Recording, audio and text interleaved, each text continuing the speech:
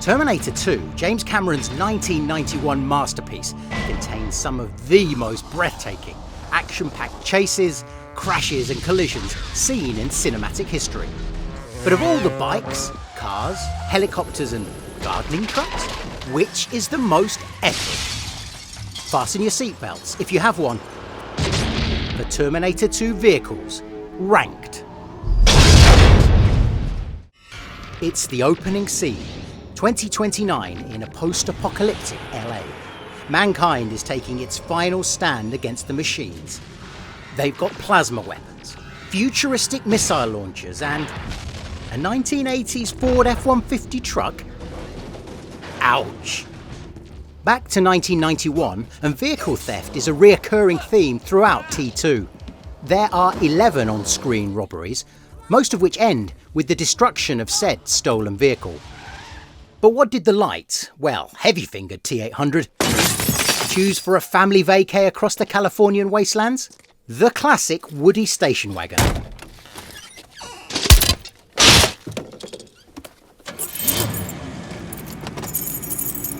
Are we learning yet? This scene, in which the T800, played by Arnold Schwarzenegger, spells out the dystopian future that lies ahead for humanity, was shot on the very first day of filming. Look closely at Arnold's eyes. He actually had cue cards taped to the windscreen. Okay, so while the foster parents of John Connor, played by Edward Furlong, won't win awards for parenting skills, they certainly get points for coolest car. Tucked away in the background, and only featuring in a couple of shots, this CAMARO Z28 is hands down the best looking thing on four wheels in the film. Just look at those wheel arches. Law enforcement vehicles get a rough ride in T2, especially police cars. 3 get stolen and dozens get destroyed in the infamous Cyberdyne shootout. But how did Arnie reverse with such precision in this escape scene from the correctional facility? Well, the steering was modified so a stunt driver could control the car from the boot. Or is it a trunk? Anyway, look closely and in some shots you can see his head in the rear windscreen.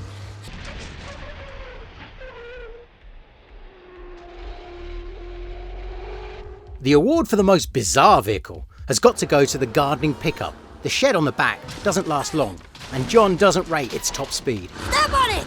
This is the vehicle's top speed. I can get out of road faster than this! But it sets up one of the most outrageous stunts in the film. Without the aid of wires or a harness, stuntman Peter Kent climbs onto the pursuing nitrogen truck, which by the way is travelling at over 25 miles per hour, and shoots a whole magazine's worth of blanks into its windscreen. Wow. Cameron said that with today's CGI technology, he would never allow a stunt as dangerous as that to take place. Here we are, in the Cyberdyne lobby. How will our heroic trio escape? In a SWAT van, of course. Interestingly, T800's use of his iconic phrase, "I'll be back," is homage to the original film, and is a precursor to T800 driving something through the front of a building. In this scene, adhesive was sprayed onto the slippery lobby floor to stop the van smashing through the set wall and ruining the shot. Sticking with law enforcement vehicles, the insane jump that's about to take place was actually performed on a Kawasaki 650 that was built out to look like a police bike. The stunt driver crashed through the window, aiming for a real chopper hovering only a few feet away, and was pulled from the bike at the last second by a cable.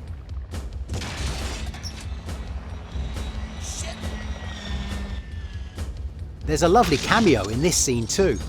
The pilot in the helicopter is famous Hollywood stunt pilot Chuck Tamburo, who, along with his brother Mike, flew helicopters in the film. Get out.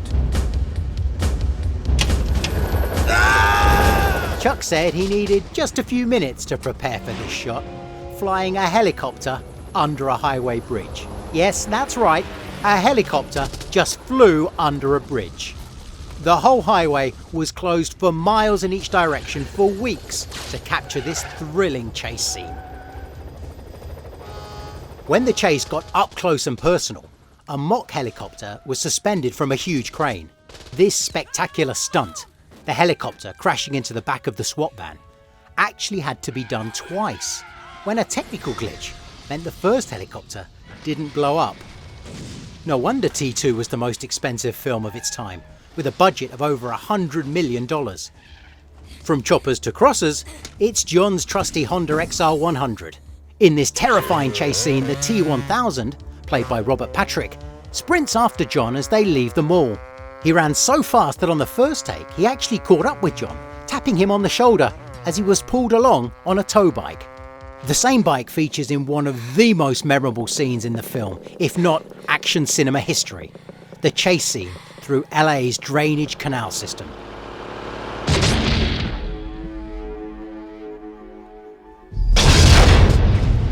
Cameron wanted John to feel like a rat caught in a maze and used the towering, flat-faced Freightliner tow truck to create the feeling that a 12-foot wall of steel was chasing him.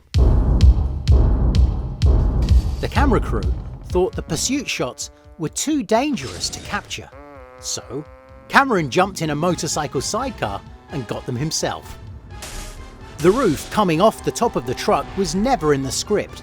During scouting, they realised it wouldn't fit under the highway bridge, so Cameron weaved it into the story, making for a perfect last-minute addition to the scene. But hang on, what's missing? Probably the most iconic bike in cinema history, the 1990 Harley-Davidson Fat Boy. The attitude and charisma of the infamous two-wheeler that Arnie procures at the start of the film is the perfect ride for our shotgun-wielding mechanical menace. A badass set of wheels for cinema's biggest badass. Whether driving one-handed while shooting padlocks with perfect precision, or coasting along a cool stretch of highway giving young John a bit of backstory, it really is the most epic vehicle in the film. Its crowning glory is this spectacular jump scene, where the Harley takes centre stage. So there you have it. From helicopters to Harleys, it's Cameron's ability to take run-of-the-mill, everyday vehicles and involve them in some of cinema's greatest stunts, slams and spins that means Terminator 2 still holds its own as one of the best action films in history. What did you think of the list? What are your standout moments? Let us know what you thought by leaving a comment below and subscribe for more exclusive Studio Canal content.